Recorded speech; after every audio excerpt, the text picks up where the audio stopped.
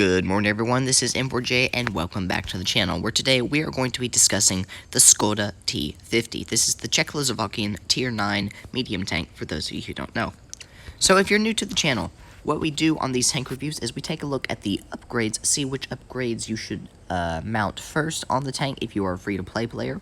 Then we take a look at the characteristics and statistics of the tank, look at the equipment, and see which ones I prefer to mount, which ones I would suggest mounting, etc, etc. And then finally, we will have some live gameplay. So first off, upgrades. What would I upgrade first on the Škoda T50? Usually I do go for the turret and for the gun on basically everything that I upgrade, unless I'm a light tank, or unless I feel that the engine and the tracks significantly increase your mobility. I did go for the turret and the gun on this tank first. Whenever I upgraded the engine and the tracks, I didn't feel really any difference in the mobility whatsoever. So I definitely do recommend going for the turret. You will gain health, you'll gain a little bit of turret armor, as well. Whenever you get that upgraded gun, you'll also get a little bit of accuracy and penetration. So I definitely recommend going for that turret and the gun before you go for the engine and the tracks. Characteristics of the tank. For the survivability, you've actually got pretty decent health. It's about 1,750. Your turret armor, well, it's a Czech tank. You don't really have any armor whatsoever. Your gun mantlet is very troll. You can get some very nice bounces on that gun mantlet, but other than that, you're not going to really be very effective. As you can see here, your frontal hull armor is only 65 millimeters, and when it's at this big kind of pike nose, you can get the occasional troll bounce.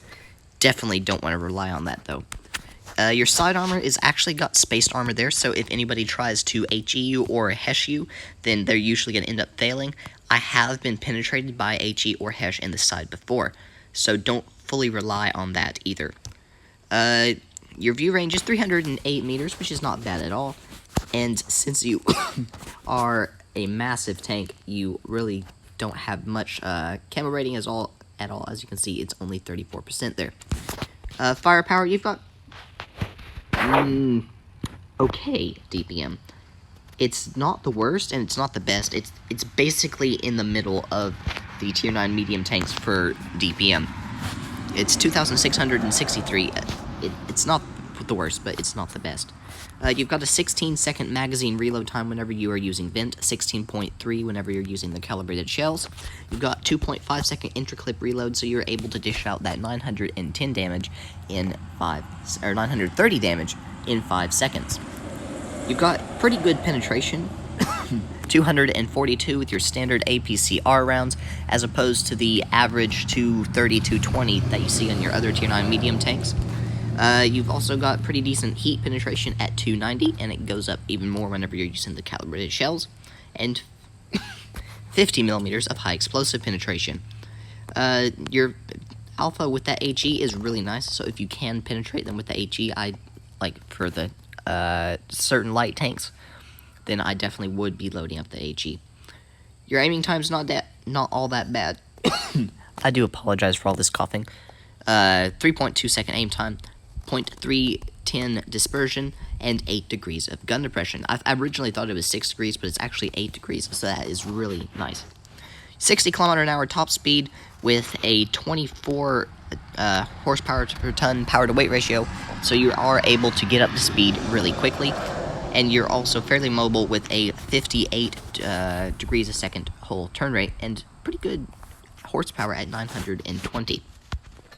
So the equipment I would run on this tank, I personally like improved ventilation. I don't use the heat that often. I changed over to the Calibrated Shells. I probably will use the Calibrated Shells today just to kind of show you both of them. I personally prefer improved vents, but the Calibrated Shells is a very good option. It increases your APCR penetration up to 254, your heat penetration up to 319, and your HE up to 55, which means you can actually penetrate the Doom Turtle and the T28 in the rear.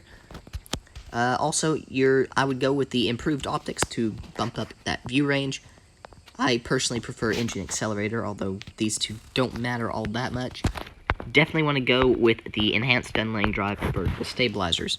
And then, of course, improved assembly, because you need that little bit of the extra health. So now, let's get into some live gameplay here. I've got, it looks like 6 minutes of premium time left. And let's see just how good this tank is, or more like just how badly I end up playing it. So how do you play the Škoda T50? It is not easy at all. I will tell you that. You need to play it kind of more... It looks like I'm running Calibrated Shells first. You need to play it as a fire support tank. You're a damage farming tank. You can't make those aggressive plays that the other tanks can. I learned that the hard way because I came off being used to the tier 7 and 8 meta. Medium tanks, they don't have that much armor at that tier. It's only the occasional tanks that do actually have half-decent armor. But I got on here into tier 10, and I suddenly realized, wait a minute, basically everything at this tier has armor, and they can make the aggressive plays and take the most important locations. I can't, because I don't have that armor. I don't have that DPM that a lot of those tanks have. So I'm over here, I'm capturing base C. Reading the lineup here, it looks like they're mostly heavies, and their T92E1 is over there. So I'm going to come over to this side of the base, so that ways he can't get around into me and reset the base capture. Normally I wouldn't be pushing over to base C, but seeing as they only had a single medium tank, the T54, and the T92E1, I figured it might be fairly safe. Although I was taking a bit of a risk, as you could see, my team was not going with me. So there's the Object 704, not quite able to get those shots off.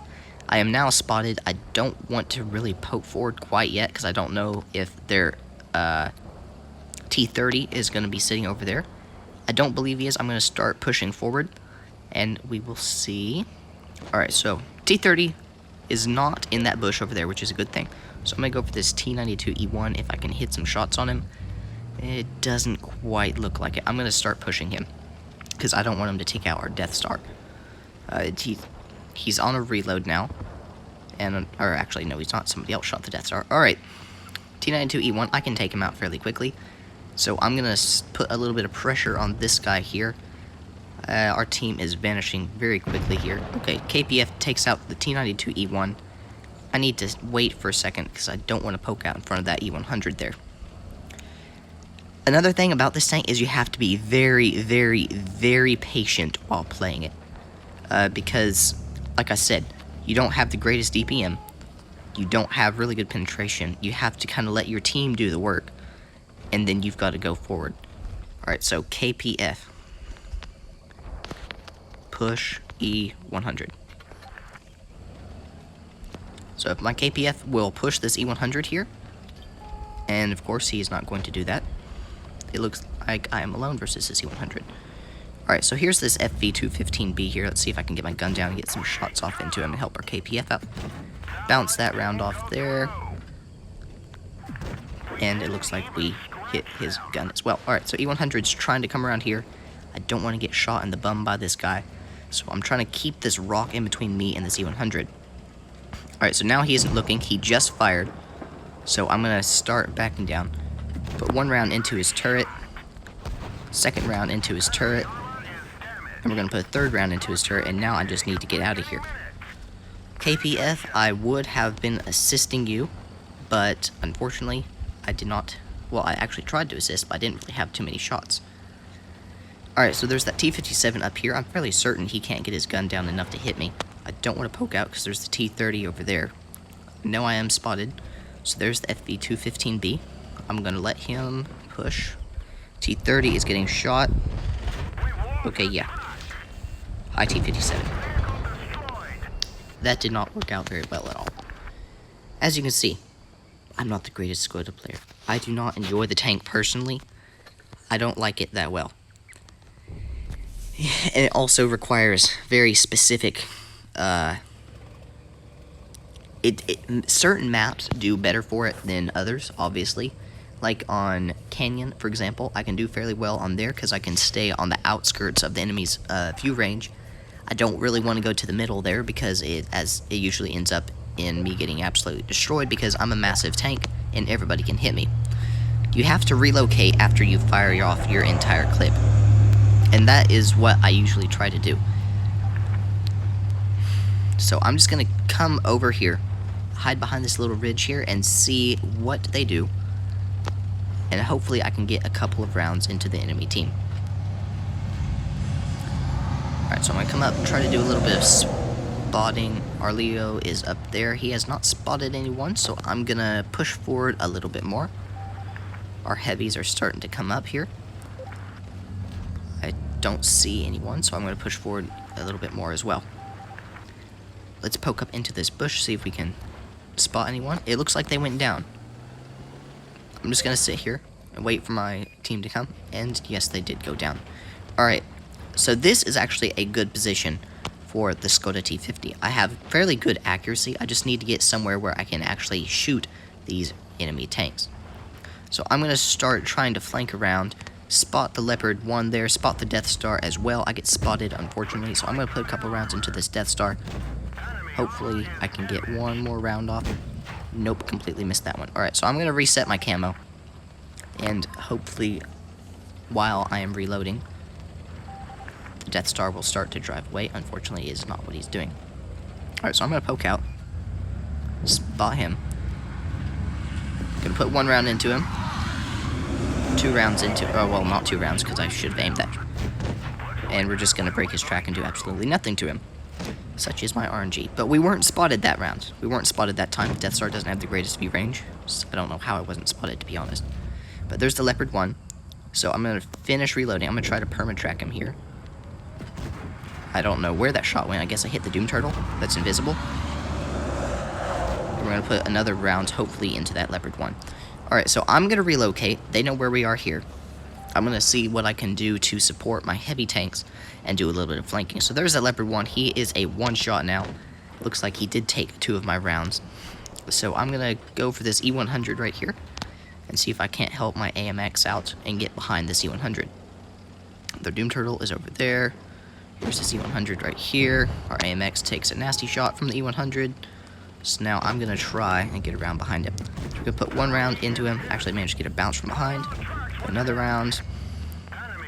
And put another round into him. And now I'm going to start pulling back. And there is an Object 260. And he bounced off of me twice in a row. What do you know? I have not fought an Object 260 yet. So I'm going to come around here. E100's dead now. Put 1 round into the Object 260. Another round into the Object 260, and we're going to put our 3rd round into his track as well to keep him there, and our team should be able to eliminate him. Guess not, the Leopard PTA has the stock gun, but the E50 takes him out, and that is the end of the fairly good game. So, that was a pretty good game. We managed to farm the damage in the Škoda like you need to do, pull off 3,000 damage, actually managed to finish first on our team for XP for that damage assistant that we ended up getting on the Death Star and the Leopard.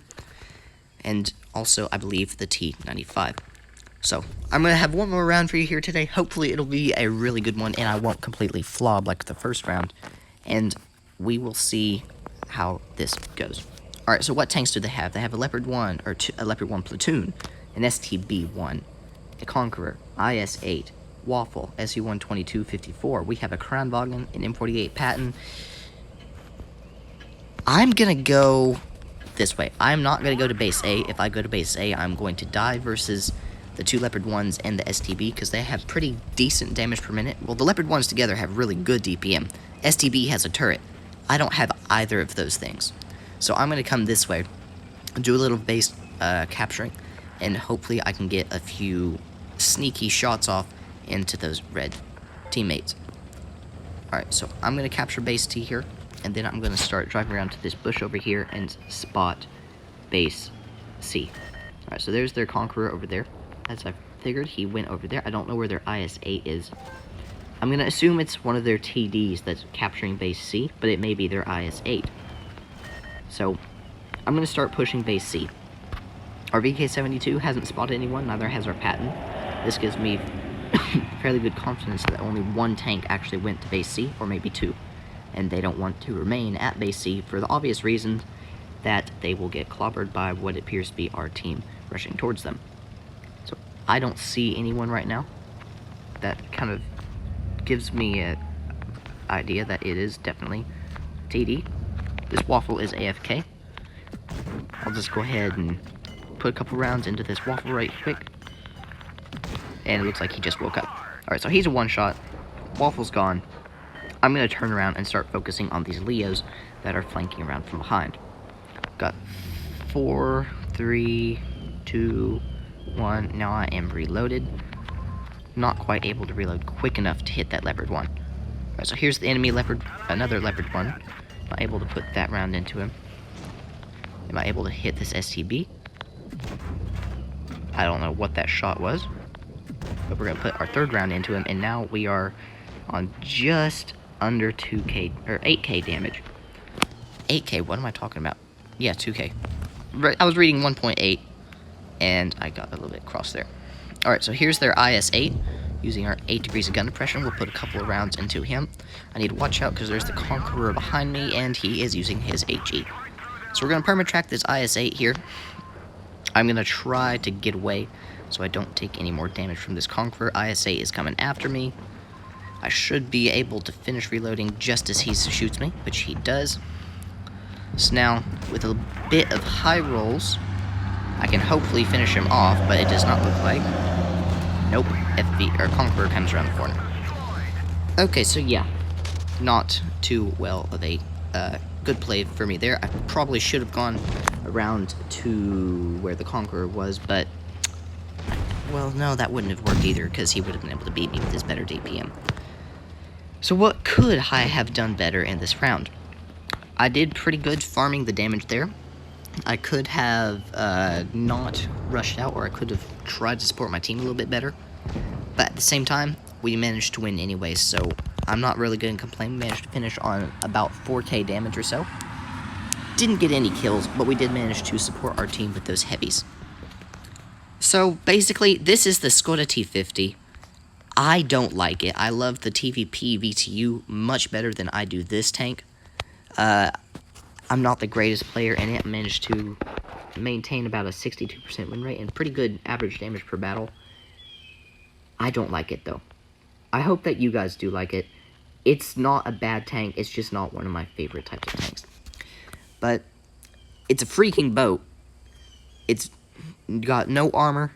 The view range is nice. You can kind of play it a bit like an aggressive scout, maybe. Just drive up on the ridgeline and drive down right off that, but that gets a little bit risky. But anyways, this is M4J. I hope this video was helpful and not too cringy for you guys. I tried to do my best in the Škoda T50. I don't feel like I did that. But irregardless, this has been my review on the Škoda T50. This is M4J. Over and out.